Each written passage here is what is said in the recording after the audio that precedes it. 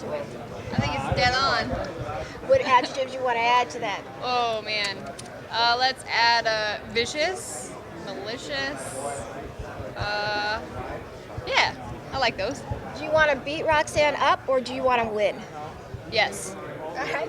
Is that a good answer? Maycee, Roxy started fighting in 2003. What do you recall from the year 2003? I was 5. What do I remember from when I was 5?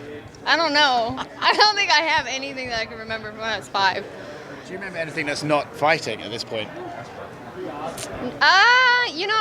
I spend a lot of time with my family. I got a lot of good family memories, but aside from fighting, I mean, this is my life. This is what I do, and I obsess over it right now. So, no, I don't have any good ones for you. Were you ready for the spotlight that you have right now? Because you came in and you've been a great antagonist there, working up a lot of storylines and working up a lot of people. Were you aware that you're gonna have a crosshairs on your back essentially for talking the way you have and kind of sticking your finger in people's chests? Absolutely. I just said this in another interview. Ben Askren just told me the other day, pressure is a privilege. So that is what I'm going for. And if I got crosshairs on my back, bring it on. Is it true that fighting on a Conor McGregor card was a goal of yours? It is, yeah. I've always wanted to. I've known Cowboy since I was 15, I think is when I met him. And as soon as I got put on this card, I sent him a text. I was like, hey, I've never been more honored and excited to be sharing a card with 2 of my favorite fighters. So, yeah, I was definitely blessed to be on this card. Askren has said, he wasn't too pushed to keep coaching people, but he says he absolutely wants to coach you. You're a person that he absolutely wants to work with. Is that a great compliment to you, that he wants to work with you and doesn't seem too pushed to doing it with anyone else? It is, and I'm super excited and honored to be working with him, but who doesn't want to work with a champion? So. Does it feel different to fight on this card, considering that it is a McGregor card? And if so, how does it feel different? The energy. I like the energy. Everyone's. I don't like dead energy. So if it's Conor McGregor's on and everybody's excited, everybody's amped up, I think it's great. It just makes it that much more of a good card to be on. What does it say about the UFC that they want you on a card like this? Do you think it just shows they're ready to get behind you and promote you in the way that you obviously want? I think it does. I think that them getting behind me and supporting me, I'm demanding that kind of support because I'm willing to put in the time and the effort in training and showing that I'm willing to do what it takes to go out there and fight and finish these girls.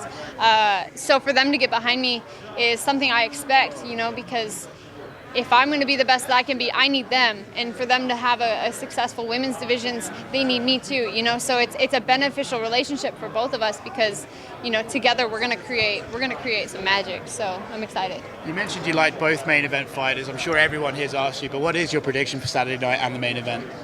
Gosh, I've been asked this so many times. I just like to be the same as everyone. I know. My prediction for the main event was, obviously I said the fans are going to win. It's an exciting fight that I'm looking forward to. I look up to Conor, I look up to Cowboy, but I think someone's going to get knocked out really bad. I think that they're going to be swinging, if someone's going to get knocked out. Speaking of questions you haven't been asked before, you have a goal to be the youngest UFC champion. How many times have you heard that question today? Every interview that I've done has been on that topic, and you know what? I expect that because that's something that people are getting behind. That's something that people want to see. I mean, who doesn't want to see that? So I'm excited for that because it's something that's going to happen. And who doesn't want to put a story on that? Talking about big splashes, you've already made so much noise, but you say this is going to be violent, and to do this when everybody in the world is watching this fight, you think this would be the most considerable victory of your career to date? I think it could, especially because Roxanne's such a veteran of the sport. She's such as people have been saying, a pioneer of the game, and in the women's division. So I do. I think this is a good one for me to showcase that. Again, like I've said, the past is never ready for the future. So you mentioned, that you put those goals on yourself, that you want to become the youngest UFC champion ever, and this has to be the year for you to complete that goal. How do you feel about how close you are to completing that goal right now? I feel really good. We had a really big turn of events, in my training. just in the last few months, I mean, I feel like a completely different fighter, and I feel like, I'm gaining knowledge as the days go by. So I'm just really excited. And in terms of the title shot by the end of the year, I think it's perfect timing, and it gives me the opportunity to win the title and set the record and crush this record in a way that it could possibly never be broken again. What about the betting line? Everybody's talking about this. Is that crazy for you? Even it seems a bit insane. I'm not gonna lie, I'm not a huge person on betting, so I don't know all of this stuff all the way. But I guess I'm a big line. And she's been making a very big deal about her experience advantage. Do you feel that advantage might not be as big as she feels? When people say that she's got this experience, I've been training since I was 3. I've been learning how to use my body and how to move and how to use my hands and my feet and all of that from the time I was 3. And then I've been in the gym hours and hours and hours, and while someone may have years of experience, how many days and how many hours were actually put into those years?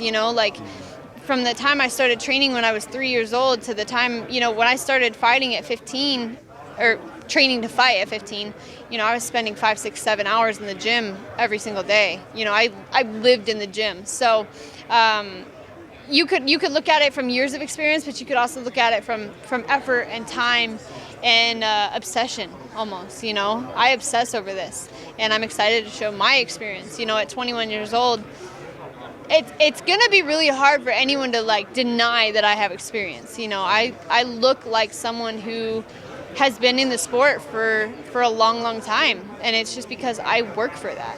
When you visualize this fight, what do you see in your mind? Do you see a long drag-out war? Do you see another quick finish? What materializes for you? I mean, if I'm being honest, all I know is the quick finish. So I've never imagined going the distance. Just because they give us 15 or 25 minutes doesn't mean you got to take that long. And that's always been my mindset. You don't need to take 15 minutes to get the job done. Just go out there and finish these girls and come out with your hand raised and take some money home. Does this see you go from prospect to contender? Is this the one? Because I feel like every fight we're talking about, this young gun, but I mean, Roxanne's fought for so long. Surely a win over her, we're knocking on the door of the title. I think it'll get a lot of people talking, and a lot of people be like, oh, well, she should probably have a title shot now. But I'm expecting to probably have 1 or 2 more fights at least. Again, I'm 21. This is my 9th fight, my 4th fight in the UFC. I think that it would make sense and be very logical and mature to take 1 or 2 more fights and really prepare myself. Take a couple more tough people and then go for the title.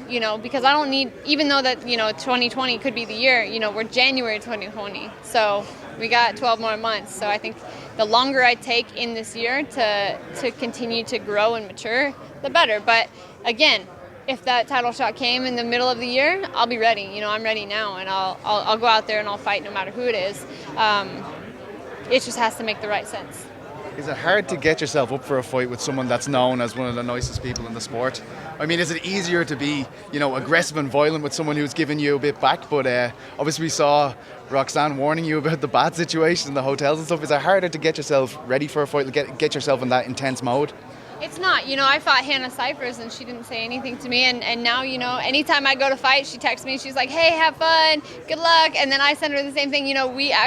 She's a very nice person. And the whole bath situation, that just made me laugh. She is a nice person. I will not deny that. She is a good person. When I was in the locker room, and I've seen her, because I come out to Vegas, and I've met her, this is not the time for me to be nice. I don't make friends with people I want to beat up. I'm not like Paige Van Zandt. I don't need to go and be friends with you before I go beat you up. That's not my thing. So I'm sure if Roxanne wants to be friends after I beat her up on Saturday night, then we can be friends. But this is business to me, and there is nothing that will get in the way of my career and my future and my title shot. Thank you. Could be friends. Thank you.